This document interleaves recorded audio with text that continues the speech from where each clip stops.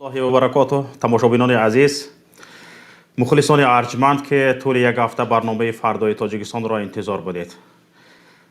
در برنامه امروزه ما درباره خلاصی از مهاجرت صحبت میکنیم. چرا؟ برای آنکه طول این هفته بعد از این سر صدای اکای عزت صدها نفر با ما در تماس بودند، توسط واتساپ، توسط ایمو، توسط مسنجر فیسبوکی، و در بین آنها ده ها نفر شخصیت هایی بودند که از تاجیکستان بیرون رفتند. طول ده ها سال، 10 سال و 20 سال در مهاجرت زندگی میکنند.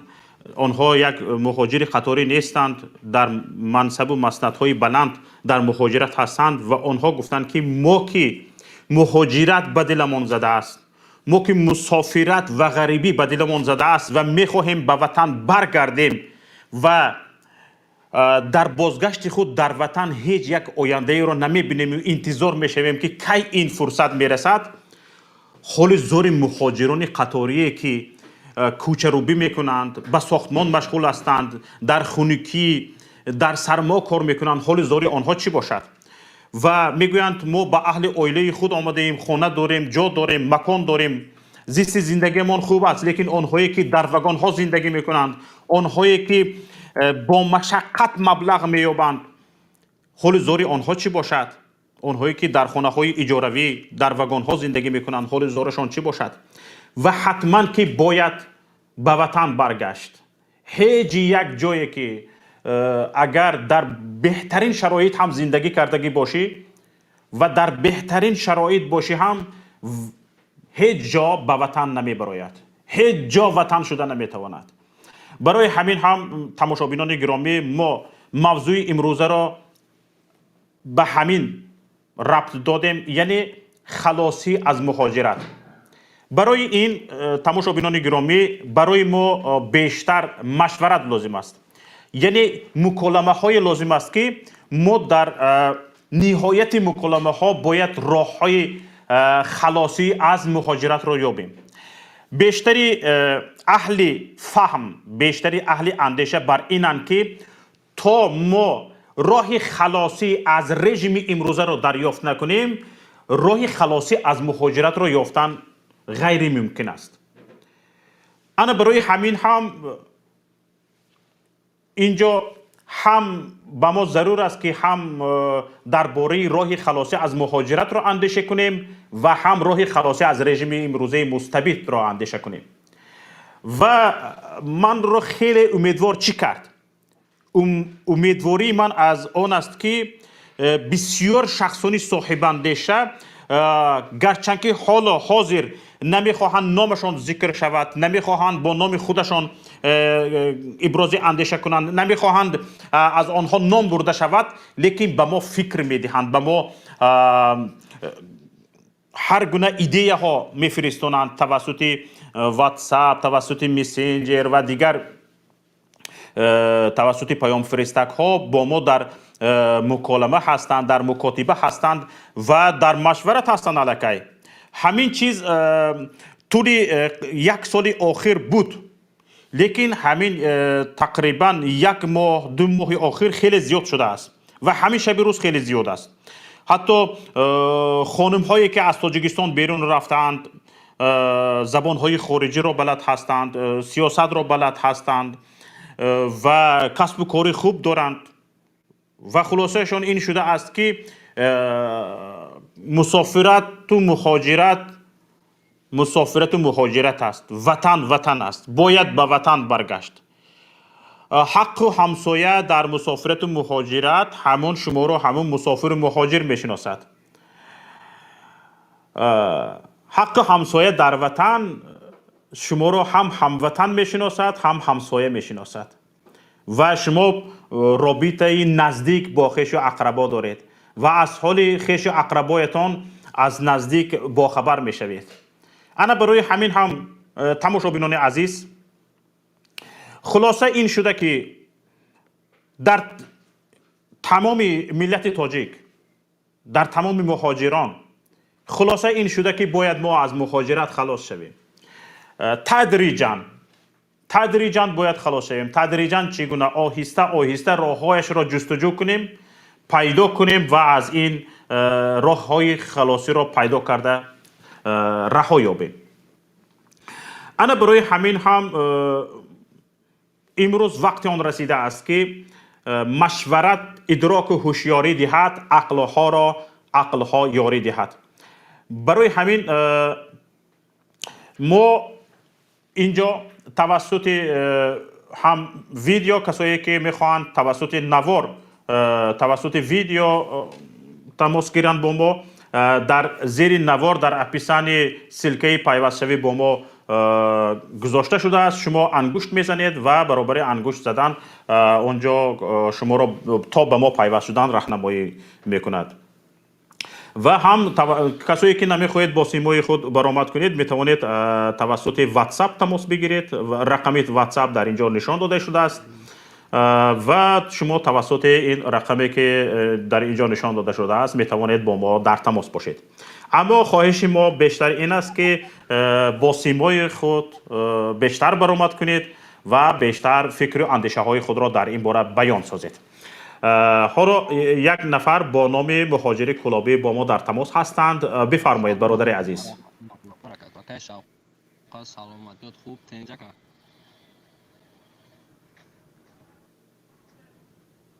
اکای شقت تازه سیموماش رومایشون نداره می سبب خیلی داره برای من خواهن شما متهم شده جاش نمان همیشه مثلا میرم مشکرمت دایودی هم مشکل دارم من را غم بخرم من با خاطر مدارم میشونم تو مگر در چیو ما تاس دلیل نفتگی که در این حضور در این تداعی کشیده سیمون غریبی آمدیم نجدا داریم آخی حیاتی نیست جون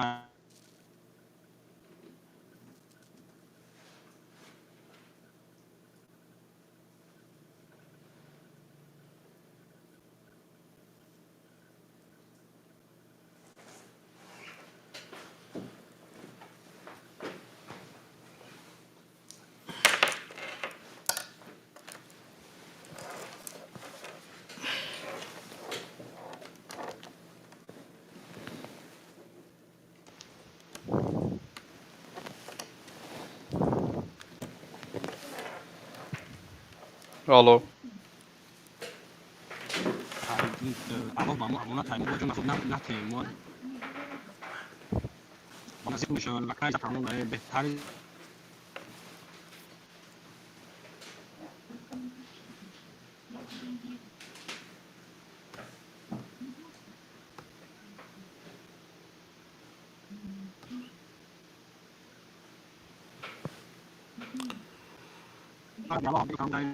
برادر مهاجری کلابی،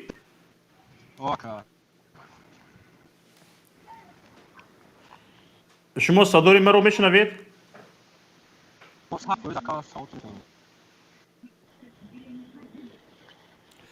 بفرمایید گپ زنید.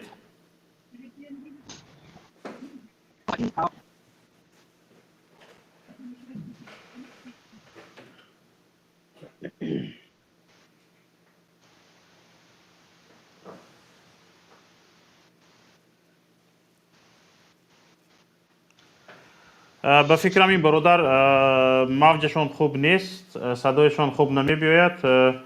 ما اینجا برادر عبدالله را میشنویم. برادر عبدالله بفرمایید. بله، سلام علیکم و رحمت الله به شما و به تمام بینندگان. من یک مهاجری مهنتی هستم. بسیار خسته‌ام شدیم از مهاجرت. و علیکم السلام و رحمت الله و برکاته. ما هم در همین فکر نظر هستیم که چه خیل راهی برگشتن از مهاجرت را پیدا کنیم. باور که هیچی نمیدونیم که چه خیل بگردیم به تاجیکستان بریم. به تاجیکستان میریم کار نیست، جای کاری نیست. میستی همونجا یک ماه همه پول تمام شد با روی گریز میکوید بیشت. نمیدونم که این بیشت پیشوا ساختگی برای کی باشه. بله. بیشت فقط در زبانهای همان منصبداران است و авлоди мансабдорон. Барои мардуми оддӣ ин биҳишт не, ин як дӯзах бар ин мондааст. намедонам чӣ бошад сабаби берун баромадан аз ин муҳоҷират. ма як фикр ма бугум дар ин бора акай Шавқат. маро мешнавед? акай Шавқат маро мешнавед?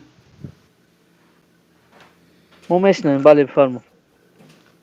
برادرم کدومی که برگشتن میخواه راستی اولا که برگردین همه هم موجی رو برگردین خوب همجا یکون گروپ تشکیل کنین یکون گروهی در تلگرام یا که واتساپ هم خیلی گروه تشکیل کنین همه کسا برگردین برین در تاجیکستان طلب کنین رحمانوف که کارتون بوده مثلا یک روزی معین طلب کنین همه کسا جمع شین پیش هم که جایی باید کارت بوده پیش ممالیه پیش جایی که اون من که با کارت تامین میکنن برای کارت طلب کنن بگن که ما را کارت بتین ما را با کارت تامین کنن طلب کنن و خیلی گروه چی تلگرامی تشکیل کنن در تلگرام هم مثلا بلاروسیا در کدن کو گروه تشکیل کنن در تلگرام همجا پارتیسیپیت کنن هم کسا 300-400 هزار کشیدن میرن طلب میکنن کارت طلب میکنن شما را برای کار طلب کنی اون کس نمیکشه کنی اون کس نمیپارتون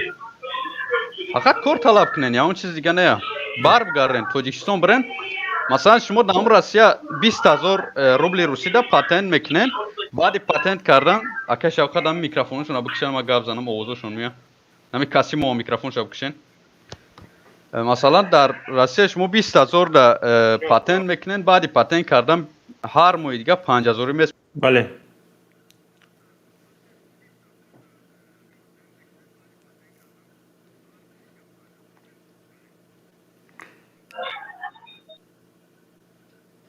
گپ زنید برادر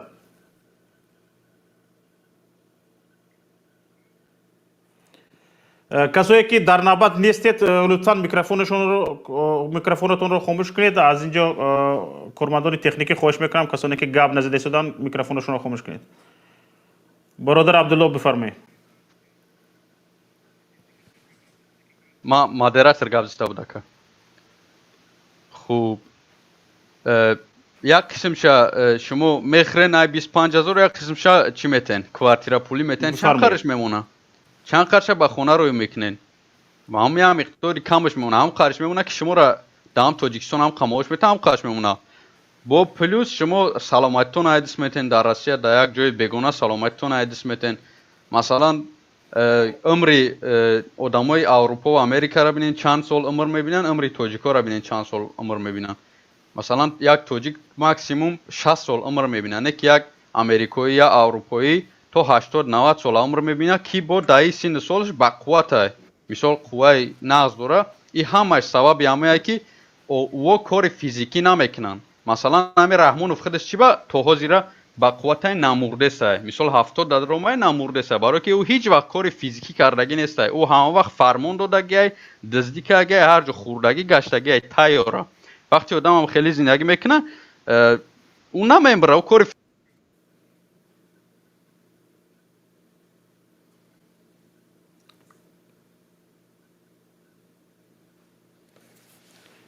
گپ زنید برادر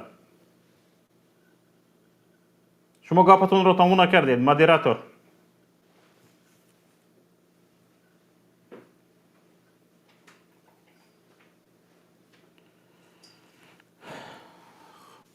برادر قاسیموف بفرمایید میکروفونتون رو گرون کنید گپ زنید برادر مدیراتور به فکرم خارج شدن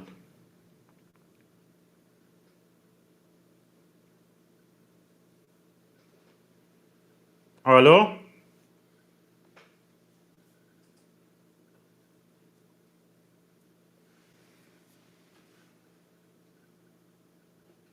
دوستان عزیز شاید مشکلی تکنیکی باشد که بعضی برادرها وارد شده نتوانسته ایستادن یا گپشون در نیست خط شده ایستاده است شاید این هم وجود داشته باشد لطفاً با آمادگی تمام با ما همراه شوید و حتما صحبت هایی که برای خلاصی از مهاجرت اجباری هست می توانید ارائه کنید. اینجا برادر که گپ زدن گفتن که مثل بلاروسیا کار گیریم. مثل بلاروسیا اگر ما کار گیریم مثلا چقدر نفرها تظاهرات کردن اونجا 400,000 نفر و 500,000 نفر به میدان مبارزه برآمدن. اما تماشابینان عزیز شرایط تاجیکستان از شرایط بلاروس فرق میکند. به نظر من چگونه شرایط تاجیکستان از شرایط بلاروس فرق میکند؟ مثلا گیریم در تاجیکستان کارخانه نیست. کارخانه های بزرگ وجود ندارد در تاجیکستان. وقتی که در تاجیکستان کارخانه های بزرگ وجود ندارد مردم انفرادی در هر جا کار یافته کار میکنند. شما تصور کنید اگر در بلاروس یک کارخانه یا یک کارخانه بزرگ بلاروس اگر نارضایتی خود را بیان کند، یعنی گفتم ممکن است 10,000 12,000 نفر به میدان تظاهرات میبیایند. 10,000 12,000 نفر به یک بارگی به میدان تظاهرات میبیایند. اکنون نگاه کنید که در تاجیکستان آیا همین گونه کارخانه وجود دارد؟ وجود ندارد. یعنی اونجا چگونه است؟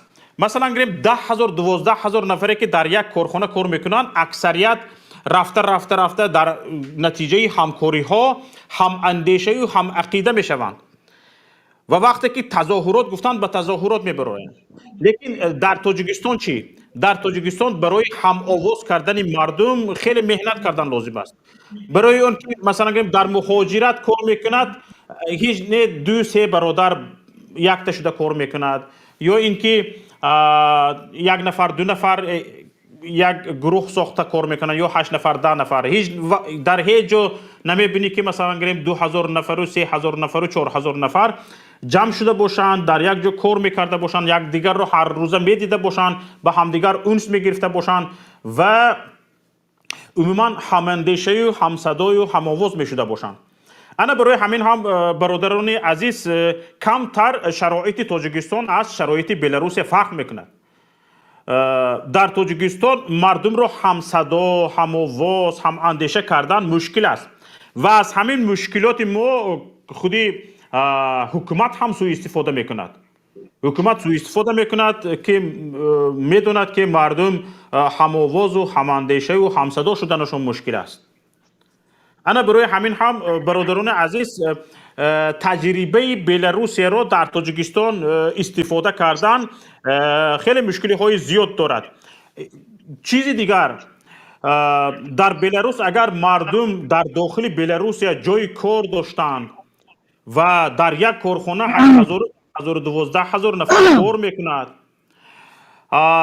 اما مردم تاجیکستان چه؟ مردم تاجیکستان در داخل تاجیکستان نیستند، پراکنده به تمام جهان هستند و ببینید در غریبی متحد شدن آنها هم خیلی مشکل است و دور از وطن ایستاده یک واقعیت را باید تن بگیریم که در باره کشور گپ زدن هم آسان نیست. همیشه بروز ما کار میکنیم تا اینکه واقع بینانه رفتار کنیم و از حالت شرایط امروزه کشور باخبر باشیم و آگاهانه مناسبت کنیم تا اینکه به خطا راه نداده باشیم. خیلی مشکل است، خیلی مشکل است برادران عزیز و تماشابینان گرامی. برای همین هم ما امروز به یک فکر آمدنمان لازم است که این خاص مردم تاجیکستان باشد، تمام شرایط ها به نظر گرفته شده باشد و خاص مردم خود تاجیکستان باشد.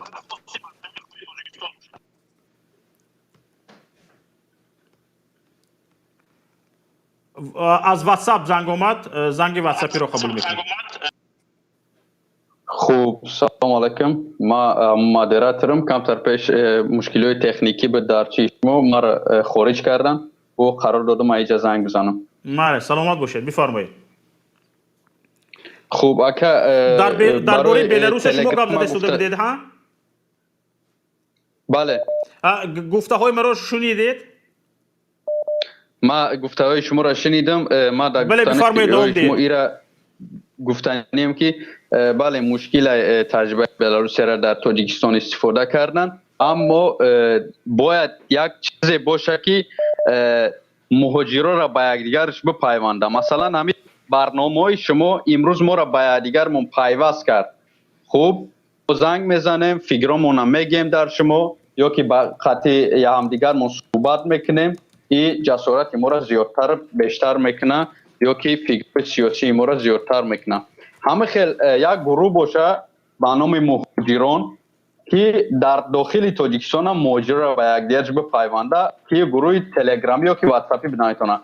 از واتساپی که واتساپ قدر چیز نیست، احتمالیت خیکری خوب خکر او را نیست کردنش دارن که تلگرام ندارن. مثلا یک گروه بکشن پروستا مهاجر گفته یک گروه بکشن در اونجا همه مهاجرایی که به تاجیکستان برمیگردن پیوست شون اونجا، از مشکلات زندگیشون در اونجا گپ زنن. مثال خیلی چی گونه ما کار ندارم، ما خیلی ما و خیلی گفته گپ میزنن با دیگرشون. خوب آیسته آیسته با دیگرشون اونس میگیرن، آیسته آیسته وضعیتی که دیگرشون خبر میوه و دیگرش میفهمن که قطعا هم فکر بدستن، آدمایی که هم فکرن. مثلا ما اول شما خبر نداشتم، نه که عیناً رنگ شما فکر میکنم، که وقتی شما را یافتم به این وقت خرسان شدم که قطعا هم فکر رو بداین، ما نادرست فکر نمیکردم دستم. برای همین توصیه میکنم که همه خیلی گروه بکشویانه با وطن کوشش کنن که بر بگردن، با 30,000 روبل کار نکنن مهاجرا، با 40,000 روبل کار نکنن. این حیات به نهایت قیمت های و یک بار میان پای دنیا. بله، چنان باید احتیاطکارانه رفتار کرد و چنان باید آگاهانه رفتار کرد که ما در همین مردمی کردن کشور و خلاص شدن از مهاجرت به خطا راه ندهیم، خطا نکردگی باشیم. امروز ببینید در بسیار حالت ها حکومت که مشورتچی های خارجی دارد، یعنی خوجه های خارجی دارد، اگر تندتر کرده گوییم ملایم کرده گوییم مشورتچی های بزرگ خارجی دارد و در همه مسئله ها مشورت میگیرد و از روی مشورت و از روی تاکتیک های خوجه های خارجی اش کار میکنه. و ببینید اگر در این حالت ها می شود که ما در بعضی حالت ها شاید خرسند از آن باشیم که مردم خسته ایستاده است، مردم بیدار شده ایستاده است، مردم صدای خودش رو گفته ایستاده است. شاید این هم میتواند یک نقشه حکومت باشد. برایم بی نهایت هوشیار بود و آگاهانه زیرکانه رفتار کرد و امروز کسانی که همین حالت بیداری مردم را دیده ایستاده، مردم به مشورت و مصلحت شما نیاز دارند.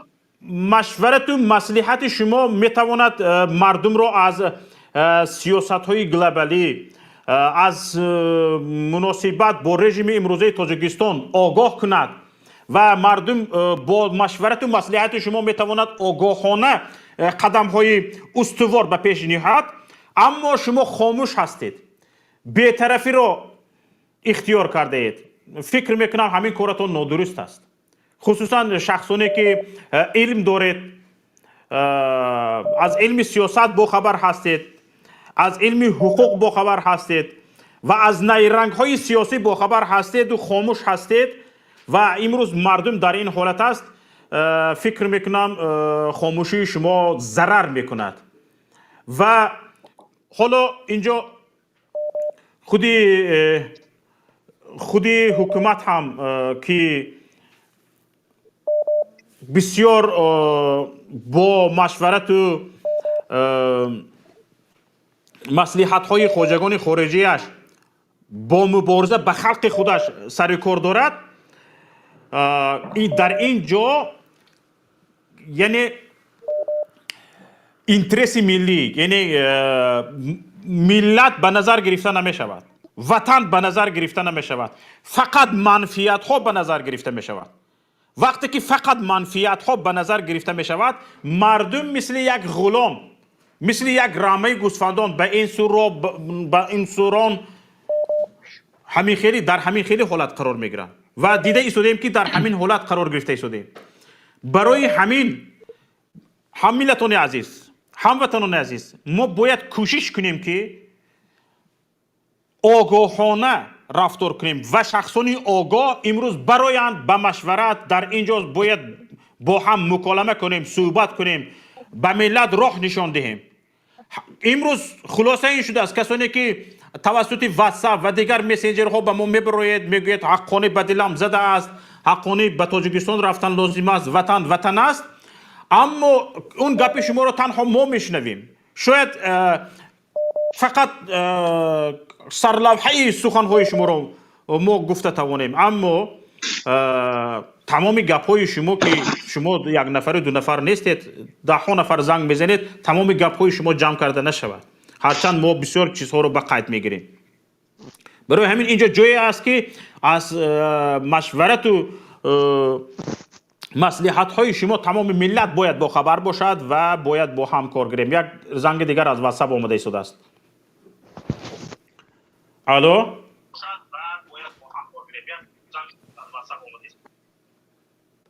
алло, алло, лаббай бифармоед. алло, о гӯш мекунам шуморо. шавкат, алло, алло, ман шуморо шунида истодам, бифармоед. алло,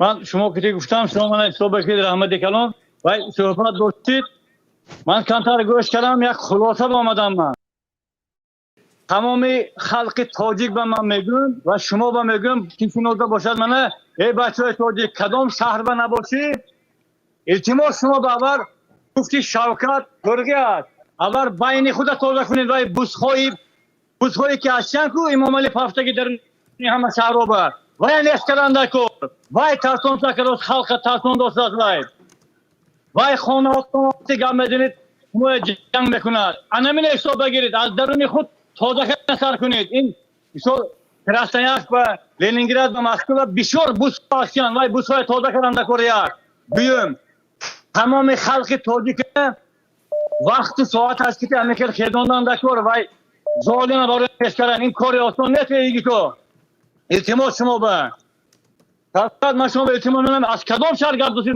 بانکتی نفهمیدم گپتون رو. از کدام شهر گپ دوستید بانکتی کدام شهر بشودید شما لبای الو شهر شما کجا بودید کدام شهر شهر کدام شهر برنامه کردید شما من نمیتونم اینجا از کدام موضع از کدام منطقه از کدام شهر گپ زده شدم به شما بگویم شد فهمیدم نباشد گوش کنید همین حاضر گفتید که شما این همه خلق ترسانده که تایید که وقتی خانهش با تلفن میکند و ها جنگ میکند این مردم نگو وزیر پرزیدنت نگو مهانه آمده کلام میکنند بگید این اساسش نمین برای همین خلق افتار نگو که یکی تو نترسید شما این تاجیکستان اگر این ظالم از تخت نپریم اگر آینده تاجیکستان وزین است فرزنداتون رو اله کنید آینده تاجیک رو اله کنید شما التماس شما به شوکت شما به رحمت تمام اعضایانتون به رحمت که هر روزی ما گوش میکنیم شما یا تیار هستیم وقتی وقتی که میگویید ما هم برآمده رویم تاجیکستان به تیار هستیم و تمام خلق تاجیک همین به دعوت میکنیم تیار هستیم تمام مهاجرات اینجا شما میگفتید که یگان فکر برای خلاصی از مهاجرت در شما هست مثلا به فکرم شما هم که در مهاجرت هستید من در مهاجرت فکری خلاصی از مهاجرت همین که وقتی که برآمده اونجا میریم وقتی که همون بخیزیم و پادشاهی که از بین میگیریم ممکن زندگانی کردن و اگر سری حکومت باشد و زندگانی که نمیشد رفتن نمیشد از مهاجری اگر 20,000 30,000 کار کنیم هم که برابر آدمای پایده بزنیم وقتی که اونجا رفتیم و این نواگاش که همه دیوانه کلاس باید بله درست میگی فقط یک راه هست راهی همین که راه خودم که همه یک جا از همینجا ایستاده با یک وقتی معین خسته رفتن میشد. تیار هستیم، پولم داریم، پولای زپس هم داریم، لیکن همون ما به سوال یگان بهبودی هست یا نه؟ بله. الان اینجا ببینید بهبودی دارید شما؟ اینجا نگاه کنید، درست است. ما بسیار فقط کسوین از یک طرف گپ زده می ایستیم. بسیار سخنها ما مستقیما گپ نمیزنیم. امروز هموطنان عزیز، اگر پیشنهاد این باشد که یکی از راههای خلاصی از مهاجرت، خلاص شدن از رژیم امروزه باشد، باید هر یک نفر امروز، حالا من دیده ایستادم صدها نفر با سیمای خودش در برنامه ها برآمد کرده ایستاده است. تشکر به نفرانی که وقتهای خود را دریغ نداشته این گونه برنامه ها را تشکیل کردند و به مردم فرصت دادند تا ابراز اندیشه کند. صدها نفر ابراز اندیشه کرده ایستادند، شاید هزارها نفر، اما طلبات ها مستقیم نیستند. امروز ما هر یک نفر باید به رهبریت کشور، به رژیم امروزه تاجیکستان مستقیما برآمد کند، مستقیما باید طلب کند و سبب طلبهایش از رژیم رو باید فهماند که برای چی نمیخواهد در سر همین قدرت همین رژیم باشد. حالا برادرانی که توسط ویدیویی اینجا میخوان سخن کنند بفرمایید. برادر مسافر گپ زنید.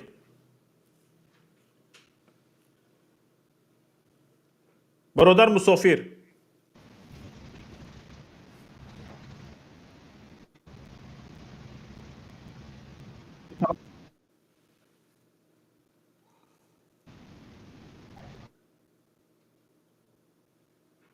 برادر مسافر مورو میشنوید؟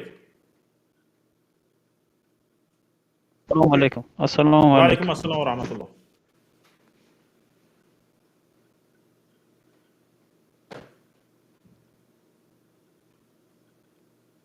گپ زنید برادر، اینجا وقت دیگران رو نگیریم. صدای ما هست در افیر که هست صداتون در افیر. گپ زنید.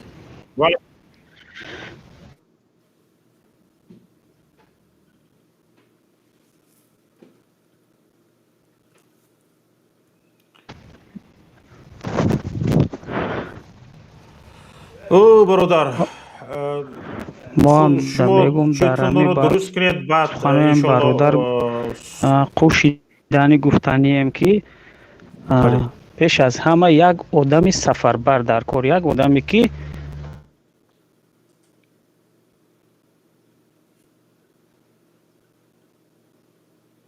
سفربری پیشبری کدام شد. بله.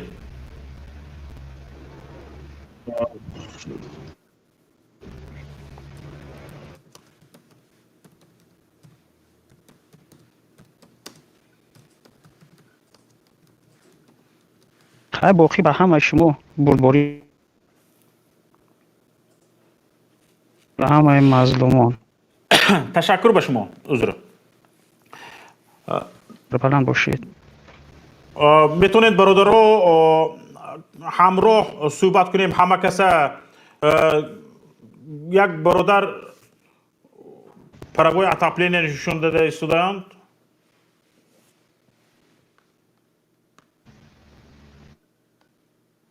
نامشون چی است؟ مشنی خاکر. همین طور. سلام علیکم. و علیکم السلام و رحمت الله و برکاته. شکر سوزن شما. الحمدلله. بفرمایید برادر. خوش میکنم فعالانه، با دل گرده، با جسارت، با شجاعت. بله. چی موضوع رفتی سر؟ صدای شما رو من میشنوم. شما گپ زنید، فقط گپ زنید. گپ زدنی هستید؟ موضوع چی رفتی سر؟ موضوع درباره خلاصی از مهاجرت اجباری. از همین مهاجرت چگونه خلاص شویم به وطن برگردیم؟ بلیت مردم اوس کمتر بخرم یعنی با پل قیمت نخرم. بله، یعنی این سو کمتر بیاید. نیسو کمتر بیا. در اونجا چی زندگی میکند؟ در اونجا داری چه که در اینجا ظلم میکنه در اونجا برا مقصد که چی کنه یا هم برا ظلم کنه دوایی. مثلا گرفت چگونه ظلم کنند؟ ظلم کنند اونها این مردم تانک نداشته باشد، توپ نداشته باشد، ارمیه نداشته باشد، وزارت کارهای داخلی نداشته باشد، میلیسه نداشته باشد، امنیت نداشته باشد، همه در رژیم باشد. خلق خیزر باید چی کار کردن نمیتونه. گپ در همین هستیه. خلق باید خیزر. بله، چگونه؟ فقط کلانترها نترسونن ای خونه. یعنی کلانترها کیها هستند؟ مثلا پدر و مادر. بله. شما به پدر مادر خود چی گفتنی هستید؟ نترسونن مثلا فرزنده شما. شما را بله. میکشن یا بار میکشن اخی. یا بار به دنیا میوید. بله. اینجا به همین گپی برادر مشنی خاکر، برادر عبدالرحمن چی گفتنی هستید؟ برادر عبدالرحمن. لبا السلام علیکم و رحمت و الله علیکم السلام و رحمت الله و برکاته. گپی سخنرانی موشن خاکی رو من همون گفتنی هم که این حضور گفت که بلید نخرن نه تاجیکستان نه بیان آخر همونجا شیشتن که دیدی مردم گو و گوسفند و دیگه بلای بترش فروخته یک بیاد و یک برده نان کارکنه و تو هم سوز برای همین ما مردمی اینجا سرجم شده باید رویم همونجا با نباید و هو اونجا اینجا بر نبیاد ما باید همه سرجم شده از یک گریبان سر برو باید همونجا برویم. بله. لیکن مردم با بلیط های قیمت خریده آماده ایستادند. و خیر اونجا دیدید چخیل زیگون شما و اونجا دیدید مردم چخیل عذاب نون خوردنی ندارن. بله. برای همین مردم مجبور میشد گوش است مثال گریم آب بانک کردیت گرفته دوست بعضش حالا مثال گریم خودی من هم خدا دو سال بود من هم مهاجرت کردم. دو سال میشد من یک دو هفته پس 2 سال میشد من هم مهاجرت کردم. حالا نگاه کنید اینجا یک چیزی مهم میخوام اشاره کنم. درباره مهاجرت گپ میزنید، طرفداران حکومت امروزه، رژیم امروزه میگن که مهاجرت در تمام دنیا هست. شما چی گفته ایستادید؟ درست مهاجرت در تمام دنیا هست، لیکن هیچ کس گاو گوساله آخرین همین نگاه کرده ایستاده که چیزش فروخته مهاجرت نمیره. اکنون من همین گپی شما گفتنی هم که با همین حکومت دارو با همین چاپلوسایی که امروز هستن برای آمده دعوای وطن میکنن و تعریف میکنن وطنشونه. شاعر بزرگوار گفته است که ای زبردستان زیر دست آزار گر تا کی بماند این بازار. بله. یک روز ما بسر همین ها ان شاء الله روز نزدیک شده است ما بسر همین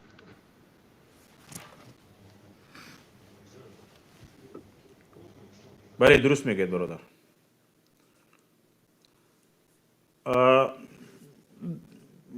چیزی دیگر اضافه کردنی هستید؟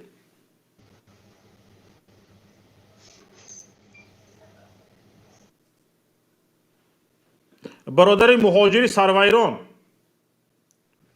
فکر شما چی است؟ برای چی سرتون ویران شد؟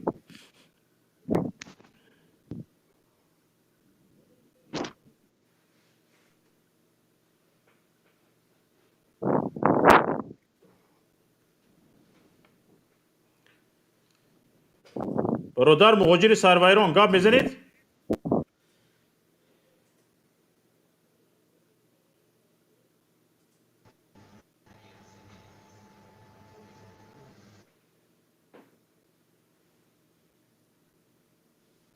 السلام علیکم. ممکنه ما گپ زنیم؟ مالش گپ زنید.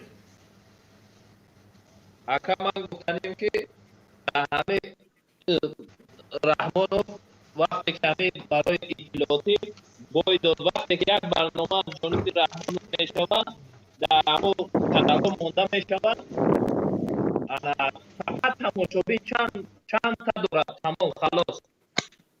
انا وقتی که شما مثلا روز تمام تاجیکستان شما را تماشا دارد، تمام مردم تماشا دارد. شخصا من یک برادر داشتم ایمن بسیار رحمان و دوست می داشت. وقتی که همین برنامه‌های شما را تماشا کرد از من دیده بعد ببینه رحمان. واقعا پیروز است که یک گفته که بلاروس ما از بلاروس خیلی عقیبه. بلاروس خیلی دموکراتیه و خیلی جای پر دارد. ما باید رحمان و تجیب کنه اول رسما خطی بنده بعد مقصد حل و بحث کنیم، چون که اون بسیار یک دیکتاتوری بسیار یک ظالمی سخت است، چون فقط در تنش کسوم و بروک دارد و ایلو در وای همون تروریست های رقم یک هست و خلاص. بله صدایتون کنده کنده میبوید، لیکن فکرهای جالب گفتید برادر عزیز. باور کنید در تاجیکستان همین کدام را زن بزنی از برنامه‌های شما خیلی و خیلی. و یک چیز دیگر میخواستم که نمی‌دونسته از اکای شرافدین گدای گپ زد بعد شما گپ زده مقصد هم خیلی چند برنامه در یک وقت میو هم خیلی وقتی که اون کار تمام کردم باز شما باز مقصد کدومه که برنامه داشته باشه اون کس هم خیلی ملت تماشا دارن. ملت همین چیزا بسیار یک باور کنید یک تحصیل بسیار خوب رسونده استفاده، چون من خودم تماشا میکنم ولی عصبانی سخت میشم از چی لحاظ که هرچند زودتر میخوام که رحمان خود نباشه و خداوند در این ماه اومد بزرگ پروردگار کریم رحمان شب کنه یک نیمی بدن شفاف کنه پروردگار و زبانش گم بگردونه. تشکر برادر. اینجا صدایتان نهایت کنده کنده شده آماده ایستاده است، نمیدونم برای چی باشد. اولو از واتساپ زنگ آماده ایستاده است، یک زنگ از واتساپ قبول کنیم با اجازه شما. بله.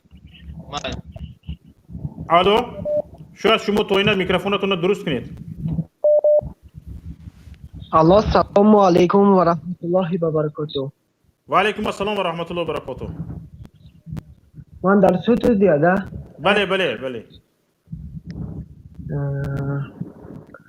اکی شوقا جان صدت خوب هستید؟ الحمدلله.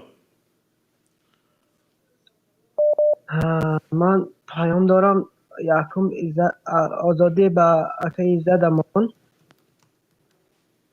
طلب دارم. ایزد به آزادی اکی ایزد امان.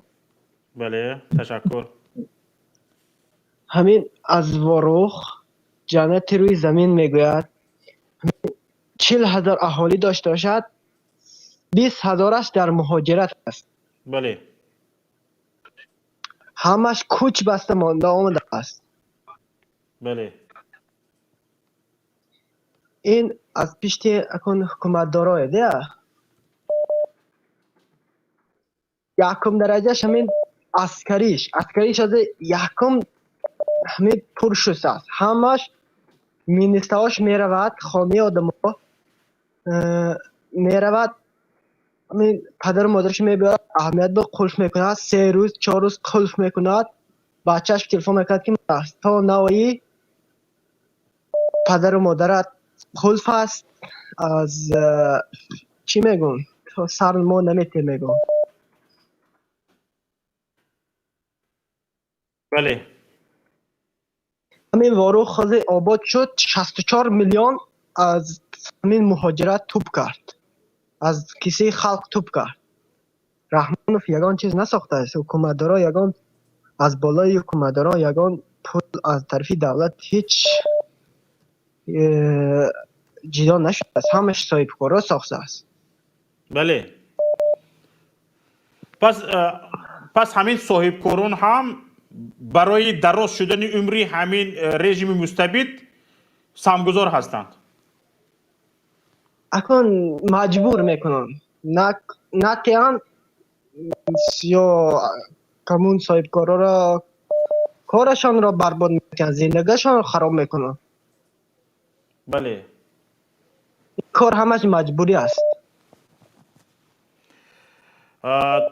لیکن دیده ایستادیم که همین مجبور کنی ها هم تاجران را تا به حد رسانده است که امروز تاجران با ما در تماس هستند. شرایط تاجیکستان را گفته ایستادند که در چه حال هستند، تا چه حد به داد آمده اند.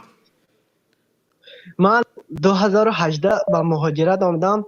من هم اول نمیدانستم چی در تاجیکستان چی هست. از من آمدم ثانی فهمیدم. بله. تو 2018 مهاجر نبودید؟ نسبی خلق نمیداند که حالا چی، تلفن ندارد، اینترنت ندارد، از پیش همه. بله. ناشد میداند که تست میتینگ کردم میتواند پرست، ولی نمیداند خلق. فهمو. حالا ببینیم برادرانی که توسط بهترین آدم. اکی عزت امان بهترین آدم هست. تشکر به شما. میتونید باز در تماس باشید، با ما در صحبت باشید. حالا برادرانی که اینجا ما رو پایده ایستادن، برادر آدم،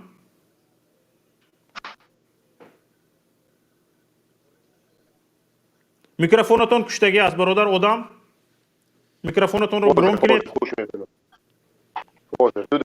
2 دقیقه میکروفون. 2 دقیقه وقت بسیار است. در 2 دقیقه ما بسیار نفر رو قبول کردن ممکن.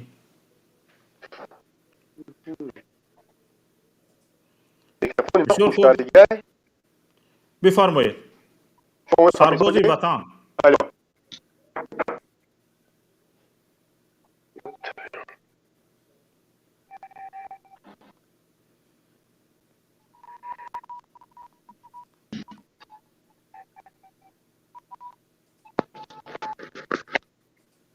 چی شد؟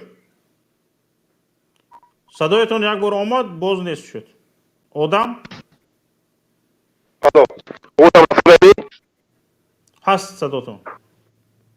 هستمی؟ السلام علیکم. و علیکم السلام و رحمت الله. اون شریف رمضان هم موجود مبارک کمشهر. من مهاجر در شهر رسیه هست. دنیا که من خوش میکنم. هم مثلی نوحقی نوروزگی در حقی امام علی میگویم مثال در مردم. یک سر دیگه میگویدون که خیزید. اخیستان چی کنه شای همشهر؟ هر یک جنگ، هر یک ریولوسیا دولت سخت سرعت میپردود.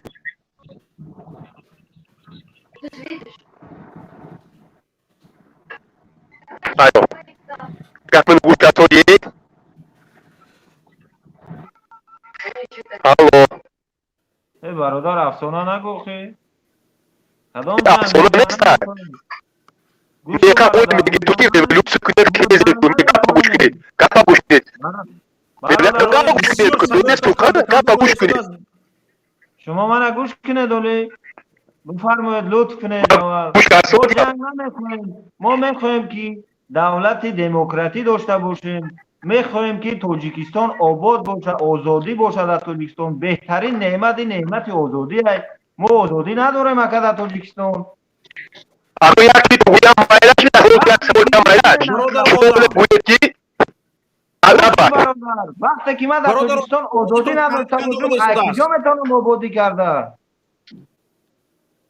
تو برو آمده جنگ میگوی. من جنگ نمیخوام. من میخوام که تاجیکستان آباد باشه. تو چی گفته است؟ 30 سال شد تاجیکستان قرضیدار شده رفته است. ولی با چقدر دیگه مشکلی در بالا است. تو من آمده ایجاد میگوی که جنگ ما بیزاریم از جنگ.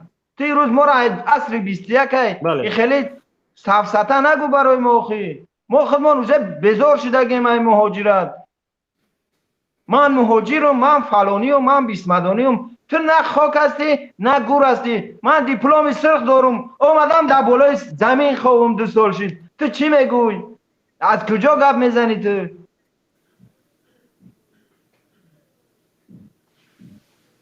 من خان تو انجینرم نزنید. تمام کردم اومدم 2 سال شد در بالای همینجا در بالای زمینو خم خب کرده شیشتم لیکن وقتی که میبینم مردم از تحقیر میکنن این دیگه آدم نمیبرداره آخی خیلی تو وقتی که با شما با آوازی بلند گپ نزنن شما نمیفهمین اومده 92 93 میگن شما ما را 92 93 نگین ما بیزاریم از جنگ ما وقتی که دولت های پیشرفته را میبینیم و تاجیکستان مقایسه میکنیم احوال تاجیکستان را میبینیم شبا خواب ما نمیبره ما خوندیم برای وطن خدمت کنی باید میرفتیم کار میکردیم چیکار کردن از ما پول طلب کردن من گفتم همین دیپلم هم بذارم همین کاری شما رو هم بذارم فهمو. تو روز آمده میگه که ما فلان من بیسمدان یا که شما جنگ میخواین دولت قفا رفته میخواین بکنین بله که ما عقل خدا برای ما عقل داده ما هم ایره مقایسه میکنیم اخی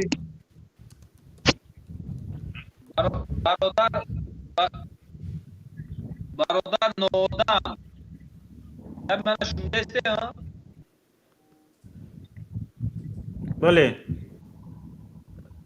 من پیشنهاد دارم به همین کلی مردم اکجان بخشش زیاد من گپ تو نمیگیرم یک دقیقه من پیشنهاد دارم بیاین با اوجه وقتی رسیده است که طلب کنیم وقتی که این اکه عزت یا ماه میشه و 2 هفته زیاد شد طلب کردیم که سر بتین ویدیو ابرتی نکردیم این اکه وقتی اون رسیده است که اولتیماتوم موندن در کن اولتیماتوم یا که سر بتین یا که ما اوجه که با وطن برگشتن از سر میکنیم ما از شما جای کاری طلب میکنیم ها سرباز وطن چی میگوی به این من خواندم تمام کردم امروز پدری من کار میکنه 35 سال شده در تاجیکستان کار کرده است وقتی پنسیاش برآمده در کار میانش خم زده است وقتی پنسیاش برآمده 2 سال شد پنسیا برآمده پدری من پنسیا نمیگرفته چی گپه دیگه جا تو نمیگیره بله خب کردیم تمام دلهای جنایتی را در سر مردم کشیدین بگونم یک تورمه که در یکم سویتسکی هست برای 80 نفر آدم چه خیر شما در اون بالای برای 80 نفر آدم میبرن 3000 آدم جا میکنین هیچ خیلی دغری میگیره کنی سرباز وطن گپ زن چی این دگیجا آبادیه دگیجا دموکراتیه دگیجا گفتیم آزادی سخن بیان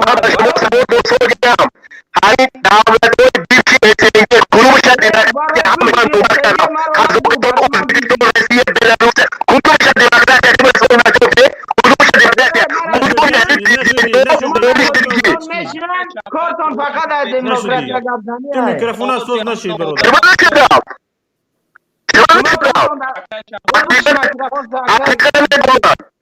آکش شوکت یک دقیقه میکروفون شو بکشه نمیره ما گپ زنم شو گپ زن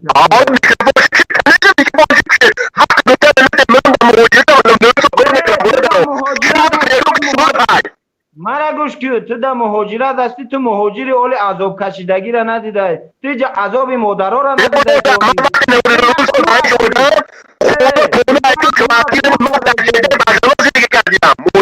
شما گوش که شما یا مادر تاجیک نمیبینن در مهاجرت چه احوال داره شما را خداوند کور کرد اگه خیلی چشماتون هوی نیست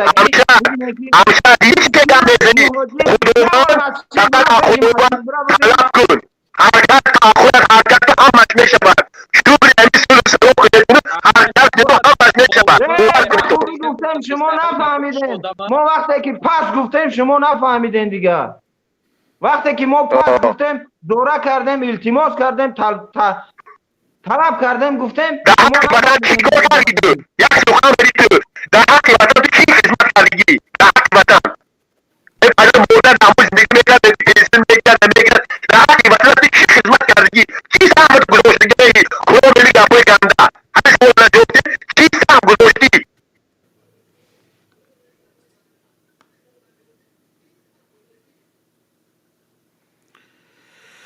بسیاری بد گرفته شده است این برادر داماد امام علی برآمده است کو منه داماد امام علی چی میگفته باشه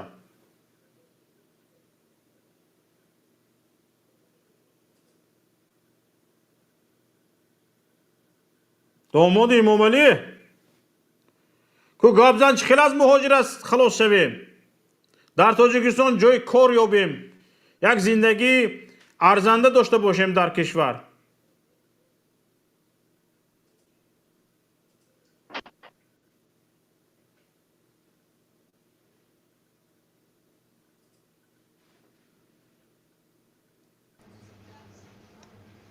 گپ میزنی؟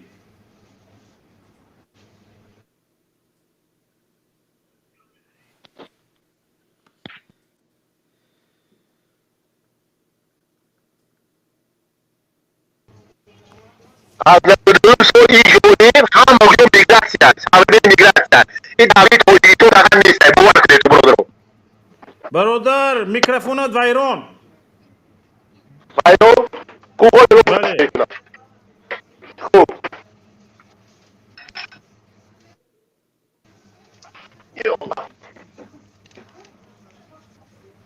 میکروفون تا سوز کن گپ زن.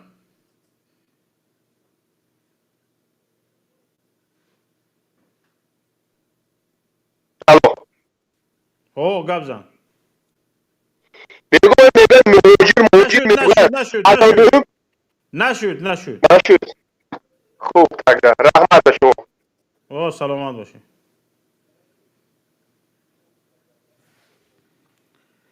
نوبت رو به دیگران میدیم. برادر مهاجر بچه گپ زن.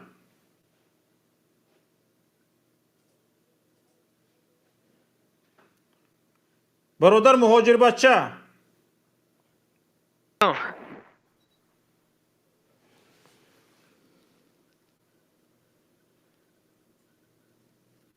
الو الو بفرما. سلام علیکم و رحمت الله. و علیکم السلام و رحمت الله و برکاته. برادر شوکت جان همین یک چیز گفتنی هستم که همین مهاجرا همین برادرها همه ما همین خیلی جیم استیم اگر به نزدیکی همین اکی عزت امان از بین میگیرم به فکر من باید یک فکر کنم در کار. حالا من از گفتنش استحاله کرده ایستادم. یک خبرهای مدهش هم آمده رسیده ایستاده است اما تایید نشده است. واقعیت داشتنش تایید نشده است. خبرهایی است که الکی عزتمون را کشتند. یعنی امروز بطنی مردم شنونده ایستادند که وقت خودش کرونا ویروس شدگی بود، در روسیه از بیماری کرونا ویروس سرایت یافتگی بود و همان در نتیجه کرونا ویروس بیماریش اوج گرفته است و به حالت مرگ آمده رسیده است و امروز همین خیل خبرها را آیسته آیسته بطنی مردم شنونده ایستادند. این خیل خبرهای هم به ما آمده رسیدگی است لیکن واقعیت داشتنش که تایید نشده است. از گفتن به تفصیل در این باره خودداری کرده ایستادیم. ولی این خیلی گپ ها هم هست. آها برادر همین هر روز همین خبرها رو میشنویم همین زیق میشیم در باره که عزتمون. بله اینها چرا اکی عزت امانی که صدا بلند میکرد به خاطر دفاع مهاجران به تاجیکستان برده شد و یکی از سببهای اساسی بازداشت اکی عزت امان هم همین است که بازگشت مهاجران به تاجیکستان حال حاضر به رژیم امروزه تاجیکستان لازم نیست و اکی عزت یکی از همان شخصا بود که برای آگاهی سیاسی مهاجران کار میکرد و برای دانستن حقوقهای آنها کمک میکرد. برای اینکه بیشتر از حقوقهایشان آگاه شوند به مهاجران کمک میکرد و این نتیجهش این میشد که مهاجران دیگر بازگشت به وطن را از همه چیز اولاتر میدونستند. انا برای همین هم من گفتنی اوز من میره واکا میبیاید گپ زن. من گفتنیم که اگر همین در همین پای ایزد امان اگر شخص شب نگفته در کرونا ویروس در بین مرده های تاجیک مرده تاجیک و در بین مرده ها در تاجیکستان کسانی مرده روی زمین دکتر از زمین نمیگیش میترسه اگر مردم درست ندو ساعت 3 شب ایبر عزت و فرزنداش میبرمد در خدمت خلق بود تمام خلق با غذا و بچه چند عددش می اومد خدمت خلق کرد امروز رحمانوف نمیخواد که یک از برای او خدمت خلق کرد چون رحمانوف قدرت نداره که یک از خدمت رحمانوف رشک میکنه مثل که یک مرد زن میگیره زنی دویم میگیره رحمانوف هم تو رشک میکنه برای همون رحمانوف همون روزهای با شمارش ماندگی ای رشکش من همین روز فهمیدم که یک زن هم 3 فرزند خود اوه هم خودش اوه برای چی اوه چی سبب شد که همه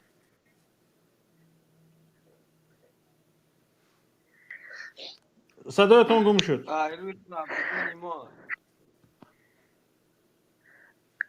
اکی شوکت جان گوش میکنم شما رو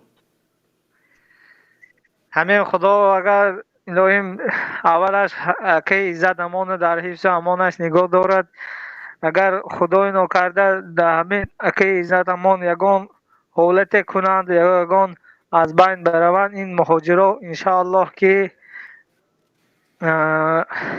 یک چی میکنیم ده انشاءالله خون در بدن ما جوشیده استاده که همین واقعا حالا این ظالمای باورها که عزت امان رو در نتیجه شکنجه کشتند خیلی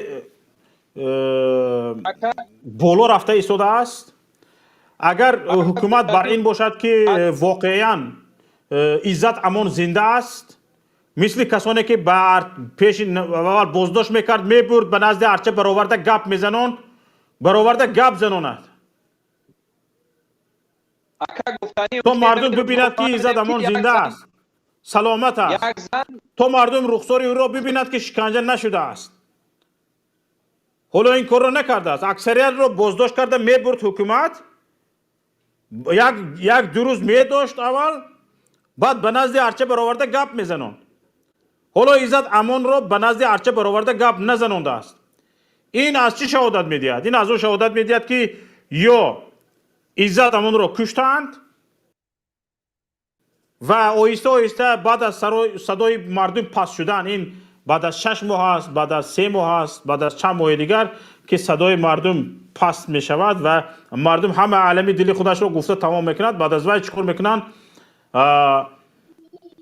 میگویند عزت امان در نتیجه کرونا ویروسی که با آن در مسکو گرفتار شده بود بیماریش اوج گرفت دوباره و در نتیجه کرونا ویروس فوت دید بعد از 2-3 ماه شاید این رو اگر چیزی دیگر وجود دارد که شاید تا به حال عزت امان را راضی کننده نتوانستند که آنچه میگویند عزت امان باید بگوید شاید این طرح هم باشد دویم چیش لیکن حکومت اگر خواهد که ثابت کند که عزت امان را شکنجه نکرده است عزت امان را نکشته است باید عزت امان را نشان دهد به مردم خود در داخل بازداشتگاه است فرق ندارد باید به مردم نشان دهد بفرمایید برادر چیزی گفتنی بدید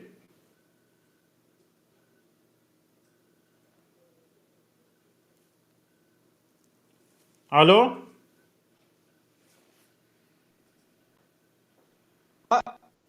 من گفتنی هستم که همین روز فهمیده که یک زن خودشه با همراه 3 فرزندش آویخته است بله این خودکشی در وطن ما هم سبب تنگی زندگی سبب جنجالی عائله ها میباید اون مرده که نمیمونه تاکسی بزنه نمیمونه در یک جا کار کنه 15,000 بلیت کرده خانه سود داماد امامعلی پروردگار فلج کنه که نخواه یک بلیت 12-15,000 تومان کنی عزت امان برای 40,000 تومان ایجر گرفته برده چون هزار مردم در پشیدن با در یک جا میفشن بلیت هم جای داماد امامعلی امام قطعی داماد داد بدبخت بله برادر یک زنگ از واتساپ اومده شده است حضور زنگ را قبول میکنیم باز شما رو میشنویم ان شاء الله شفقت جان سلام. و علیکم السلام و رحمت الله. ممکن گپ زنیم؟ بله بفرمایید گپ زنید. خیلی من همه بسیار برآمده شما را، محمد اقبال، گروه 24 و داملا کبیره را به نهایت گوش میکنم. من همون حکومت دارای ما نمیفهمم که مردم توجیک غلام کردن اینا، غلام فعل شدن و نخود همین رهبریت همون دولت هم غلام ها در کار میشه. و برای چی ما توجیکا یک وقت مردم غیور بدن، مردم ترس بدن، حاضر غلام فعل شدن. به طریق توجیک همه ملت ها میدونن داد زنن، برای آنکه ما در همون وطن خود ما به او برو هست شرق نمیکنن. همون کارمندای قدرتی پرکراتورش آخه نمیفهمن که همین مردم غلام فعل کردی. بله سرکوب کردگی پاختاری که در تاجیکستان ما های شفقت جان، اگر این تماما تغییر نتیان تاجیکا آهسته مردم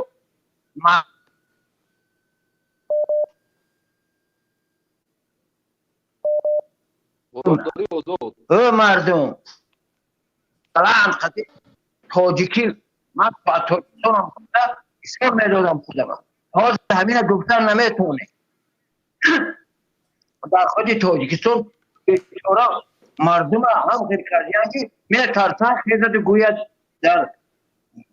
درباره وضعیتی همون در تاجیکستان بودگی و نخود گپی راست گفتن این یک چیز باشد پرستوپلینی روسی کرده گویم و مانت برو آدم ها اقل فکرش گپ زنن مردم آزاد فقط پیش میره. برادرو هیچ ویژدانی آدمی داره یک بار شینید هر یک ساعت خودت سوال ته که من چیکار کردم. شما فقط همون آدمایی که همون رفتار میکنن اینا دشمنی حق تاجیکن، اینا را تاجیک گفتن این درست نمیاد. من وقتی که درباره وطنم فکر میکنم گریه میاد، میفهمم که چرا یک جا گریه کنم. بله همه تعریف میکنه تاجیکستان نبوده. یک بار استاتیستیکای جهانی را گرید بینید تاجیکستان در کدام ساعت است، در کجا است، بعد گوید تاجیکستان ما گل شکفته در یکان جا گل شکفی نیست، فقط از 3-4 نام نقش شما چاپلوسایی که میبراین و تعریف میکنن برای اینکه آدم خدازدگی هست. من نفرد که وطن من گویم که وطن پیش هست، وطن نقد است و برای که دیگه مردم میتونن فخر کنن ار وطن است. من هم فخر میکنم که من تاجیکم، نه که یگان پیشنوی نیست در تاجیکستان. وقتی که من داد زنم میگود که نگاه کن وطن از خفا زدگی است، ما از قرقیز خفا، از ازبک خفا، از ترکمن خفا، از خفا. ببینید یا که من یکو گپ نادرست اینجا ببینید یک چیزی عجیب، من یک چین سال معین دارم گذشته بوده در نفقه خود یک دولت خارجی آیا، لیکن من تاجیکم، من در همون تاجیکستان در کوهستان تولد شدگیم. ببینید اینجا با بعضی چیزها اشاره کردید. در همین سخنرانیش امام علی رحمان در جماعت واروخ در اسفره گفت که ما طول 19 سال است که مسئله دیلیمیتاسیا و دیمارکاسیا رو برده ایستاده، گفت و شنیدها رفته ایستاده است طول 19 سال و وقتی ما میبینیم نتیجه های طول این 19 سال نتیجه گفت و شنیدها چی شده است، میبینیم که فقط تاجیکستان بای داده است در این گفت و شنیدها. یگان در گفت و شنید تاجیکستان یگان برد نکرده است، یگان بار، یگان مراتبه فقط بای داده است و نتیجه این گفت و شنیدها این طور شده است که آهسته آهسته اطراف واروخ تنگتر شود. همه ملت همون خیلی است. ببینید یک دقیقه، یک رهبر یک دولت وقتی که یکان جا بخوری میکنن اول آدم ها رو میگن که یکان سوال زیادتی نتیه. بله حالا به این هم اشاره میکنیم. حاضر یک دقیقه ببخشید من همین فکر خودم رو بیان کنم انشالله باز شما صحبتتون رو دوام میدید. انا در 19 سال گفته شنیده که رهبریت تاجیکستان درباره دلیمیتاسیا و دیمارکاسیا کرده است، حدودی واروخ تنگتر شده است و واروخ به یک انکلاو تبدیل یافته است. در این حالت میگوید ما گفتش کی میگوید که ما هیچ کار نکردیم، 19 سال باز گفت و شنید کرده ایستادیم. یعنی در همه گفت و شنیدها واروخ رفته تنگتر شده است. اگر اینها رفت تا این 19 سالی که گفت و شنید کردن هیچ رزولتات به فایده تاجیکستان نشده است، 4-5 سال دیگر اگر این گفت و شنید را دوام دهند واروخ از بین میرود. این رو باید نوبت گرفت.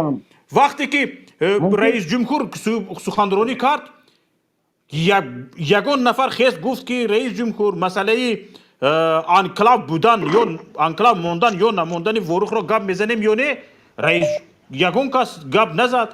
در این باره حتی یگان کلمه رئیس جمهور گپ نزد. آیا همین رئیس جمهور و همین رژیم حق معنوی در سر قدرت بودن را دارد؟ من همین چیز را از یک شخصی که شما مثلا سالهاست در خارجه گفتید زندگی میکنم و دیدید زندگی مردم در خارج را، مردم خارج ما نزدیکی باید شدن یک کمبودی دارن مردم تاجیک در همون تاجیکستان تولد شده. یکی اروسا میگن که رودین و ردیکلینی ببیرای تو پدر و مادر و وطن انتخاب نمیکنن. در جایی که تولد شده که در کدام ملت تولد شده که تو همون ملتی من میپوری که من فرانسوز شوم انگلیسان شوم لیکن من در تاجیکستان تولد بله برای همون من گناه کردم همین گناه باشد حکومت شما گناهگار آن همین گناه شما اگر هم خیلی گویم کنه میشنیم تاجیک تولد شد. همین اگر کمبودی آخر یک برادر دارم من میگوید که یکم بسیار هر خیلی گپ میزد میگفتم چی گفت دادی؟ میگو که من در سر کیفم هر گپ میزدم و تو باور میکنی میگو راهبری ما را بسیار وقت در سر کیفشم هر چی بگویم و شما بینید یک فرصت زندگی مردم یکم فیلم درباره تاجیکستان نگاه میکنی ما سالهای اول 60 یادم میزنه یکم آدم لباس حلال ندارد یک چیز حلال ندارد و همین ما با ما تاجیک ما پیچ تاجدار گفتن این معنی سوی ندارد آدم باید ساعت هشت بلند باشد که یک ملت دیگه که خطی گپ زنی یکی ملت ساعت هشت بلند بوده نه اینکه با همین من تاجیک گفتن خیلی سینا خیام و اینا در وقتشان برای خودشون کردن فاضل شما کنید که ملت تاجیک ما فخر کنید یا که فقط گپای شما قدی فرق کنیم همین گپای شما قدی فرق کردم اگر پیشوی باشد خیلی فرق میکنیم میگردیم که حکومتدارای ما میگو ما پیشرفتگی و یک بار ستیستیک گرفت همه کارگرای دولتی اگر پاره نگیرد روزش نمیگذره همین حساب کدامش که نباشد کدامش که گفت که من یک پول معاش خدی زندگی میکنم او دروغ میگو با میگم دروغ بله برای اون پولی که معاشی که میگیرد 2000 3000 انا 300 دلار 200 دلار 250 دلار پالکولنیک رتبی پالکولنیک داره در همه معاش میگیره 5 کودک داره و به همین پول زندگی میکنه برای همون هم رشوه میگیره برای همون رشوه خور شده است رشوه خوری این یک چیز عادی شده است برای تاجیکای ما این که من حاضر همه آدمای که رشوه میگیرن من به یورا چیز نمیکنم انا افسوزت نمیکنم برای اون که روزش نمیگذره فهمیده هم خیلی در همون خیلی حالت مونده مردم ما رو مونده که تا همون رشوه پدر مالت هم نگیرد روزش نمیگذره از همون تشکر به شما. حالا اینجا نفران زیاد میخوان سخن گویان انشالله باز هم به شما در آینده نوبت میدهیم انشالله باز صحبت خواهید کرد با اجازه شما نوبت رو به تشکر. دیگران میدهیم. رحمت ببخشید که من کمتر نه بسیار خوب بود، بسیار خوب سخن برای کردید. وطنم مالش خدا حافظ. بسیار خوب. برادری که اینجا خطاب مهم دارم گفته نامتان رو نویسید. خطاب مهم بفرمایید.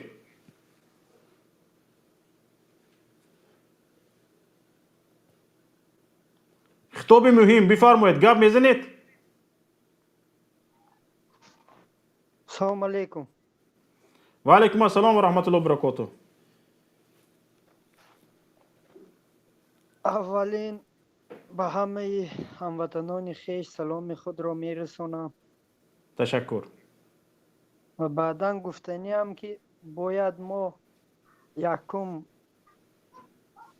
برای آزادی حقوق شهروند جمهوری تاجیکستان باید مبارزه بریم. بعد برای معارفی که کادرهای تازه و کادرهای بهترین تاجیکستان را تیار میکرده که امروز متاسفانه ما میبینیم که نه آنقدر کادرهای تاجیکستان باسواد بوده.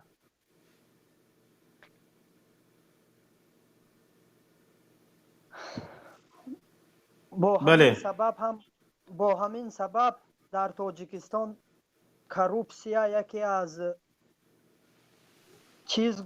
یکی از چیزهای مهمی است که امروز این بدبختانه همه جمهوری را متاسفانه گرفته است. خیلی آرزو دارم که هموطنان خویش میفهمند این را باید ما و شما ادامه دهیم. بعد برای نسل نورسی که امروز اومده ایستاده‌اند، برای آنکه دولت خویش پیش رود. ما همون یک سالهای حال 1900 چنبه گشتیم. همون شعرهایی که شاعرای ما امروز نوشتند با یک عصر دیگه میرسد، با ما همون شیرخانی کار گشتیم. بله. عجیبش هم همین است که برادر میبخشید، عجیبش هم همین است که هر وقت ملت پیش رفتن میخواد حکومت 30 سال پیش رو یادآور میشود. اوی شما سالهای 90 رو در یاد دارید؟ وقتی که ملت صدا بلند کردن میخواهد، ترقیات میخواهد، پیشرفت میخواهد، میگوید اوی شما سال 1992 رو در یاد دارید؟ شما همون روز را میخواهید. یعنی به مردم التیماتوم میموند حکومت که اگر شما صدا بلند کنید، اگر شما نارضایت بیان کنید، اگر شما پیشرفت را طلب کنید، من به سر شما سالهای 1992 را برمیگردانم. یعنی مضمونش همین است. مردم که جنگ نمیخواهد، مردم که خشونت نمیخواهد، مردم فقط پیشرفت میخواهد، ترقیات میخواهد. اگر این را خواهد شما سال 92 را به سرش میبرید. یعنی این سخنهای شما هست، سخنهای فرم جواب شما هست. یعنی شما به مردم تهدید میکنید که اگر مردم پیشرفت را طلب کند، آزادی را طلب کند، استقلالیت فردی را طلب کند، شما به سرش سالهای 92 را میبیارید. این سخنها بیشتر از شما صدا میدهد. نه، وقتی که مردم صدا بلند میکند، وقتی که مردم آزادی طلب میکند، وقتی که مردم پیشرفت طلب میکند، این وظیفه قانونی شما است. این وظیفه است که قانون به سر شما، به گردن شما بار کرده است. حکومت داران، شما باید به مردم حیات آسایشته و آزاد را تامین کنید. سبد استعمالیش تامین باشد. اگر مردم بگوید که حق کنستیتوسیونی مرا تامین کن، شما سالهای 92 را به سرش میبیارید. این تهدید از کجاست؟ این تهدید چراست؟ بله، خوشبختانه یا که بدبختانه چه خیلی میخواهن همین خیلی حساب کنن. اما یک سبب اساسی این همین است که کروپسیا. بله، مردم باید حق و حقوق خودشان دفاع کردن نمیتوانند. برای همین هم هست یک سببی کروپسیونی شدن دولت ما. این خیلی وظیفه وی را اجرا میکند که امروز باید هر یک شهروند جمهوری تاجیکستان فکر و اندیشه خودش را آزاد فکرانه، روشن فکرانه باید گوید که انا این کس کروپسیونر، انا این کس این خیلی، انا این کس، برای مردم آشکار کنند. خیر چی گم، یکی از سبب های کروپسیونر شدنش به فکر شخصی من همین است که فکراشون روشن فکرانه گفته نمیتونن. هر آن آدمی که در نامون شهروندهای جمهوری تاجیکستان. بله. سببی اساسی، یکی از سبب‌های اساسی کروپسیا شدن دولتمون همین به فکر من با بیسوادی مردم این که از حقوق خودشان پرسیدن نمیتونن. این یکم آچرت معارفمون باید مستحکم کرد که همون بچه هایی که اونها تربیه میکنن اونها باید دانن که چی کار کرده استودیا. باید یک چیزی نو تشکیل کنن نو، یا که روان یک جا درست چکی کنن ناس با گفتی لحجه شلوقی. ببینید اینجا به یک مسئله خوب و خیلی مهم شما اشاره کردید، مسئله معارف. حالا در مکتب های تاجیکستان به جای آن که در آینده چگونه باید پیشرفت کرد، چگونه وطن رو باید آباد کرد، درباره این گپ رود، بیشتر عمری طالب علم، دانشجو، طلبه مکتب با ستایش پیشوا خزان می شود. عمری بچگیش، عمری طالب علمش با ستایش پیشوا خزان می شود. متاسفانه رئیس جمهوری که امروز ما داریم، یکم آن شخص باید به این اشاره کنند که من یکم علم و معرفت شخصانی که همین شهروندهای جمهوری تاجیکستان رو بالا برداشته شود که آنها یک انکشاف کنند، برای دولت یک چیکی کنند که زوادها، فابریکه ها با یک چیکی ها کشاید از حساب همون اختراع که آنها میکنند، از اون حساب هم دولت یک کمی پیش میجنبه. بله. باید به معارف سببی کروپسیا شدن مردم از همین سبب معارف هم یکی از رول های. تشکر برادر، تشکر به شما. حالا یک نفر دیگر میگویند بسیار سخنی مهم دارم. بفرمایید.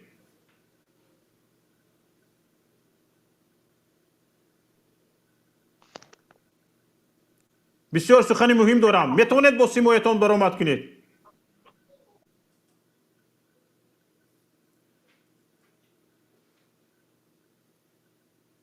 الو. حالا تا این نفری که آمادگی خودشون رو تعمیم میکنند از واتساپ زنگ قبول میکنیم. لبای. الو. بفرمایید. سلام علیکم اکش آقا. و علیکم السلام و رحمت الله و برکاته. من میخواستم درباره اکای ایزد امون گپ زنم. بفرمایید. من اکو بسیار خودداری میکنم همون برادری که در مقام دولتی کار میکنه، مثلا یک هفته شد به مو دوستای وای نزدیک خبر میرسونه که اکای ایزد امون، حالا که خیلی من گوش کردم شما گفتین کشتیانش خیلی بها کذا، این گپ به فکر ما درست نیست. اکای ایزد امون سوق سلامته، نیکم قصد کشتنش هسته در بگوشت همون مقامدارا که در ماه شریف رمضان که همیره با در سر مخالفین بزنن، بگن مخالفینه که بسم الله و الحمدلله میگن، انا جناب عالی چقدر آسانی میاره در همین آدمو، اینا مخالفین گرفتن نکردن و وای کردن. 100,000 زنک برای میتینگ میگن چی میگن برای همین تیار کردن.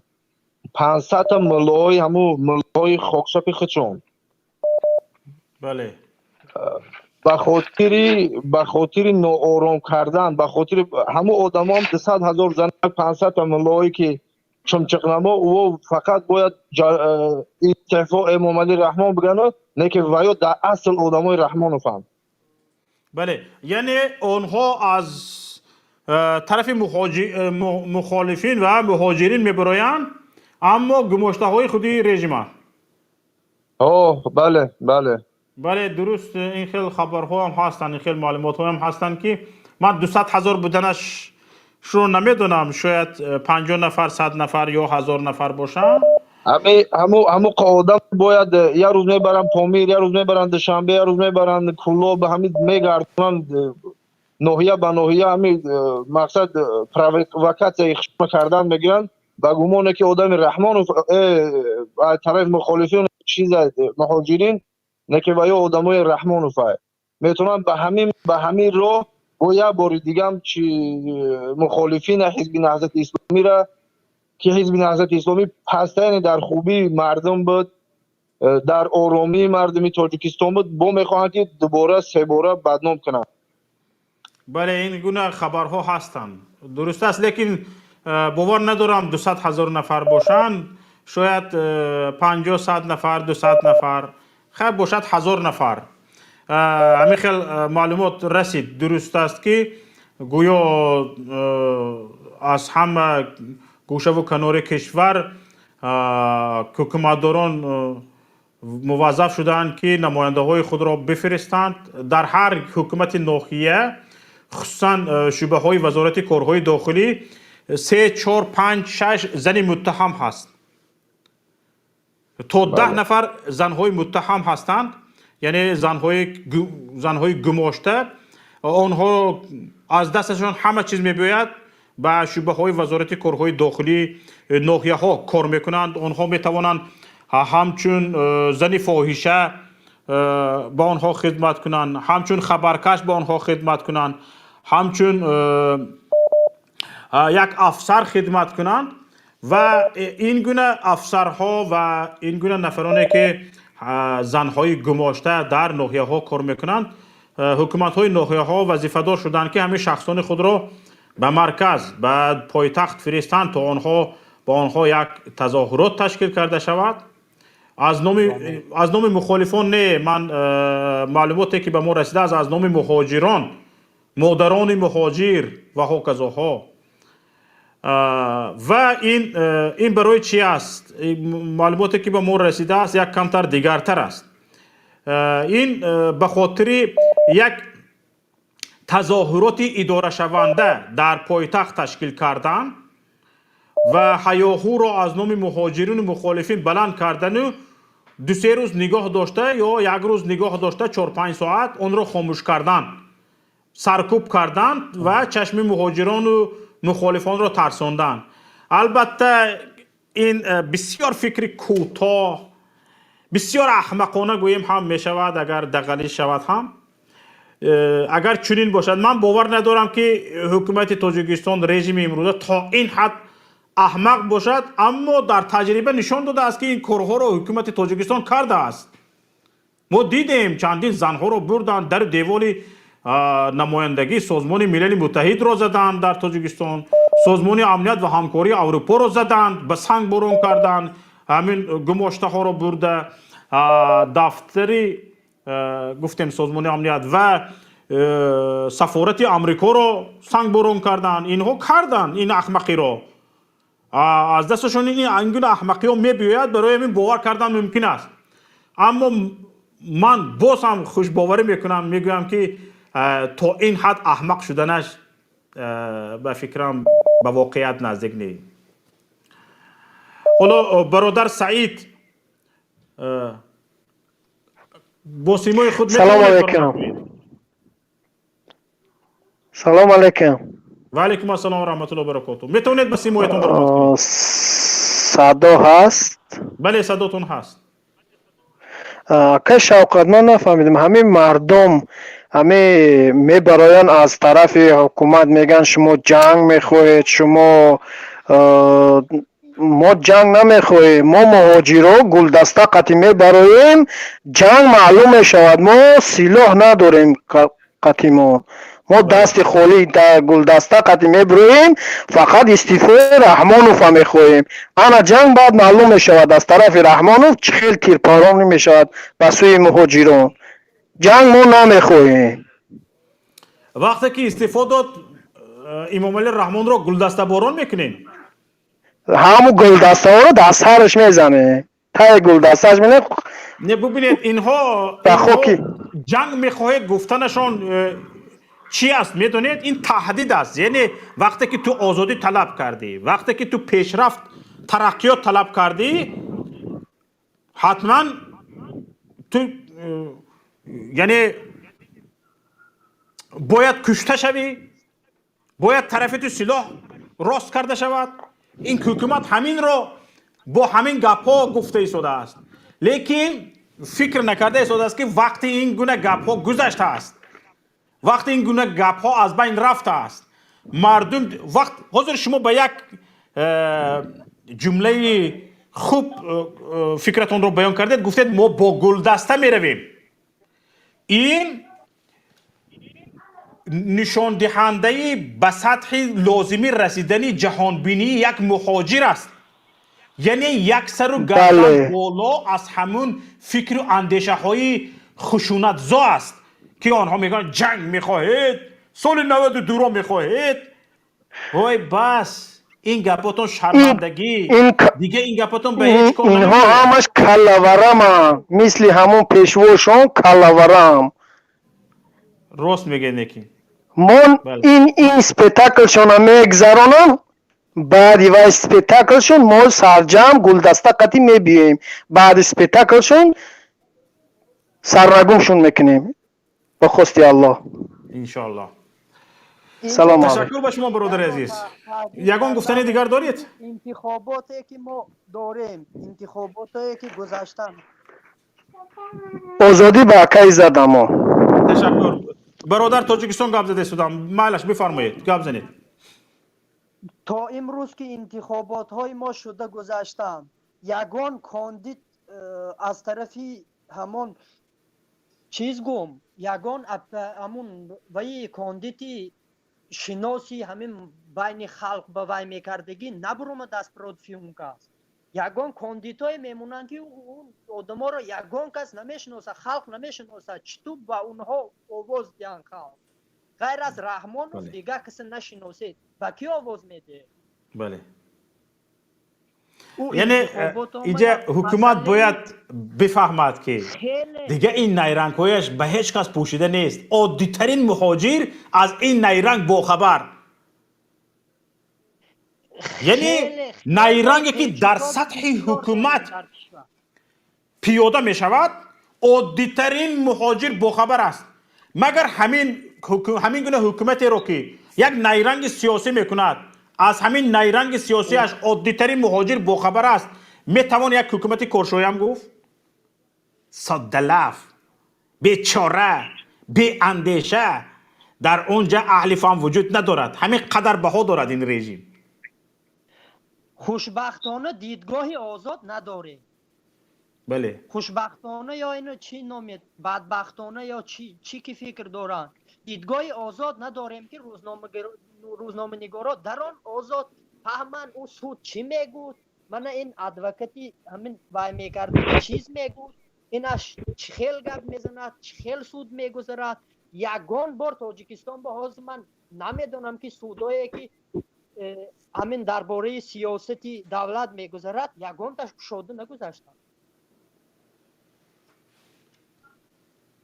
بله. خیلی خیلی خیلی دولت به همون چیزای پرپیچ و تاب داریم که اونها رو اول یکم قانون حقوق شهروند اجرا نمود، از طرف امنیت تهدید کرده میشد. وقتی که یک مهاجر میبرد گم میزند با کدام عقل رفته پدر مادری اونها رو فشار بیاره؟ این چی؟ بعد از اونه که اون شخص 18 ساله شد هر کس برای خودش جواب باید بده، نزدی قانون، نزدی همون چی که падару модари онҳо чӣ гуноҳ доранд? барои чӣ гунаҳгор ҳастанд ки падарашон, падари ин кас, падари вай кас ё модари вай кас? ин хеле ситуатсияи муҳиме аст ки намедонам бо чӣ забон, намедонам инҳоро чӣ хел гуфт, чӣ хел фаҳмонд, чӣ кор бояд кард. ҳозир ҳамин хел шароит, ҳамин хел ҳолат ҳаст ки ҳоло бисёр мегӯянд ки ҳой аввал биё Тоҷикистонро бибин, ин ободиро бибин, баъд гап зан. мо чӣ мегӯем ба ҳукумати Тоҷикистон? мо дида истодем. Ташаккур ба ҳамин бек сабур ки ба чанд найрангҳо чанд биноро бардоштааст. дуруст, инҳоро мо дида истодем.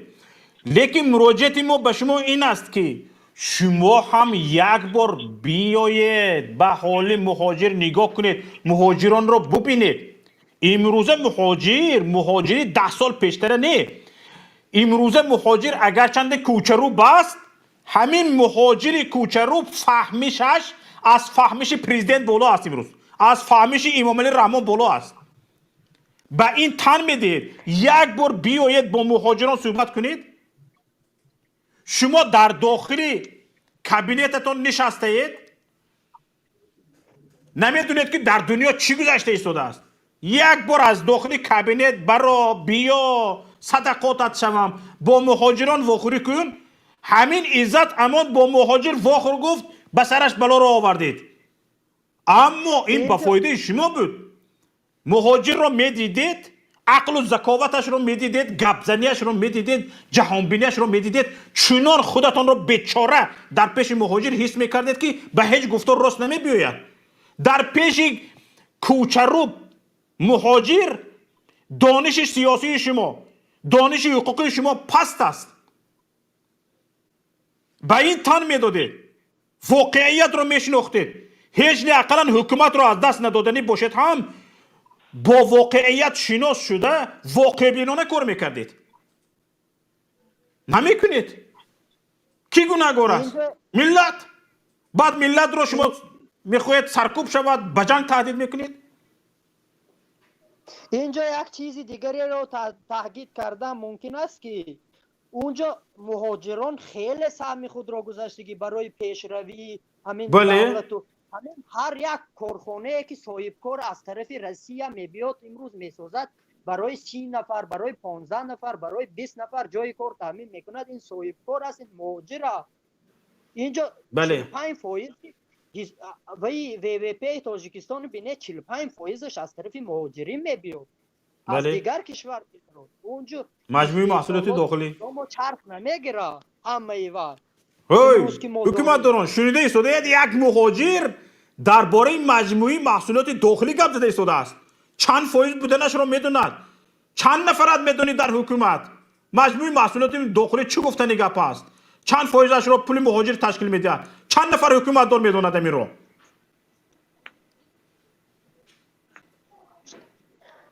бифармоед. яки сарқонун нависти худошун ҳарфҳои калон ки навистиянд ки Тоҷикистон давлати дунявӣ ҳуқуқбунёд ва ягона соҳиби истиқлол ва ягона мебошад. маънош чӣ?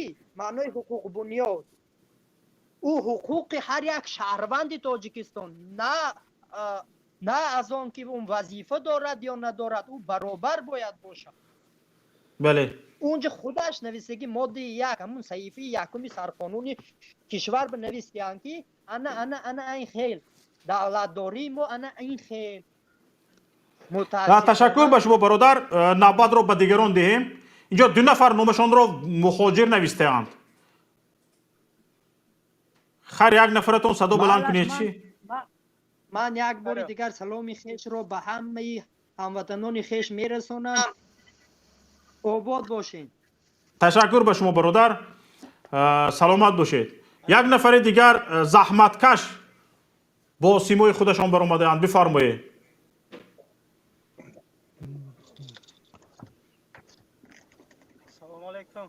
در داخل ماشین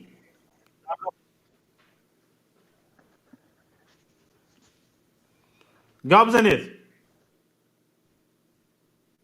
شخ شد به فکرم برام. سلام علیکم. و علیکم السلام و رحمت الله. آزادی به عزتمان گپ زنید. برآمدید. سلام علیکم. و علیکم السلام و رحمت الله. من گفتنیم برای برادرو که به طرف نباشن آزادی به حق عزتمان.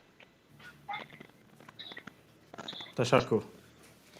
تشکر به شما. زنگ را از واتساپ قبول میکنیم.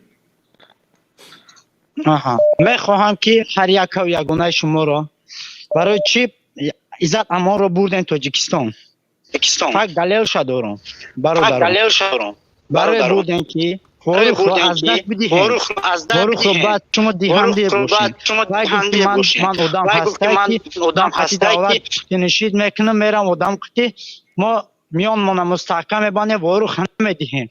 شما برای وارخ دادن همین آدم بودن که یکن هیچ وقت به نشان تا نمیرسین. یگان وقتم به نشان داده نمیشه. برادر تشکر به شما. واقعا یک مهاجر با جدیت گفته شده است، با باوری گفته شده است شما به مقصدتون نمیرسید. برای چی این مهاجر اینقدر با جدیت گپ میزند؟ برای چی با اینقدر باوری گپ میزند؟ فکر کردید یکم بار شما حکومت داران؟ برای میان ما محکمه، ما میان مستحکم بستگیم، همه وقت ما تیاریم برای یگان وقت زمینی ما پرچمون رو برای که یگان میلاد باید دادن نتونیم. میتونه که خوازی وای میگه که ما دو میلاد میتیم دیگر جو زمین میگیریم. برای یک سوتیق زمین ما خودش تاجیکستان همه مایده های میتونه که بیانیم مثلا 1 هکتار زمین ما را تی از مسکو اومده 10 هکتار بگیره، 1 به 10 تقسیم بشه. میتونه؟ نمیتونه. برای شما در تاجیکستان شتگین در سر نوع استول نان خوردن نمیتونین، گپ میزنین. هر یک انسان منین خودش گپ میزنه. برادر شما هم بفهمین ما هم منکر حق مهاجریم، ما هم حقوق داریم در وطن. چرا ما حقوق نداریم؟ فهمین شما هم. برای چی زدمون رو بردیم؟ برای که هدف شما همه آدم رو دادنه که وارو خبتینا همین شما دیگه وقت ندارین. یکی ما میان محکم کدگیم نمیتیم اگه اونجا زمینه پرچه زمین رو آزاد باقی زدم. تشکر. روز گذشته یک نفر از مقامات به من زنگ زد. وقتی که به من نصیحت رو سر کرد گفتم فردا برنامه دارم، میتونید در برنامه اشتراک کنید. شاید همین نصیحت شما به تمام ملت، به تمام مردم، به تمام مخالفین، به تمام مهاجرین مفید باشد. میتونید در اونجا گپ زنید. چی میگوید؟ اکنون مرا به همین مهاجرا برابر میکنی؟ بلند گپی رو بینید. حالا ببینید شما فکر میکنید اینها بسیار چیزهای خوب رو میدونند و اینجا ما رو به خودشون برابر کردن نمیخواهند؟ یعنی یعنی ما پست هستیم و ها پست فرمودن نمیخواهند؟ نه مهاجران گرامی، نه تماشابینان عزیز، آنها دل گرده، شجاعتی با مهاجرین روبرو شدن ندارن. سواد این رو هم ندارن. سواد این رو هم ندارن. می داشتن می برامدن گپ می زدن، ما را متقاعد میکردن، دم ما را میگیرندند. دیگه ما برنامه نمیکردیم، از بحر برنامه می برامدیم می رفتیم دیگه وطن تاجیکستان از روی قانون بگذار جزامون رو بیتر. نه، اینها شجاعتی به ملت فهماندن این که اگر درست باشد ملت نادرست باشد همین نادرست بودن ملت رو فهماند، نادرست بودن گپ مهاجرین رو مخالفین رو فهماند. این دلی گرده رو ندارن. بیچاره ها یک اکای عبدالله رهنما رو دارن، داد از دست اینا گفته به چی برفت؟ به کارهای بدهی، لیکن خلاص نشد. به کارهای ایجادیش برفت، خلاص نشد. رفتن همین مسئله گپ زدن در کار، بیچاره گپ میزند. یک مسئله دیگر تنگ میبیان، هیچ کسی گپ میزدگی با همه با میگن با تنگ میبرد. همون کی است؟ دست پرورده حاج اکبر تور جانزاده است. این حکومت اقلا بچه عبدالله راهنما یک نفر رو حالا تربیت نکرده است سیاست شناس همین سیاست شناسه که امروز به هر یک همین درماندگی های حکومت جواب میگوید دست پرورده حاجی اکبر تور جانزاده است به تمام همین کمک های حاجی اکبر تور جانزاده تحصیل کرده است از واتساپ زنگ قبول میکنیم برادران لبای سلام علیکم و رحمت الله و علیکم السلام و رحمت الله و برکاته شوکت اکا امیدوارم صحت سلامت ناز هستید سلامت باشید از خوجند به شما تماس بردم تشکر به شما بوی خوجند رو یک آوردید فکر گفتنی که از خوجند فضا آوردید فیض آوردید ببخشید مسئله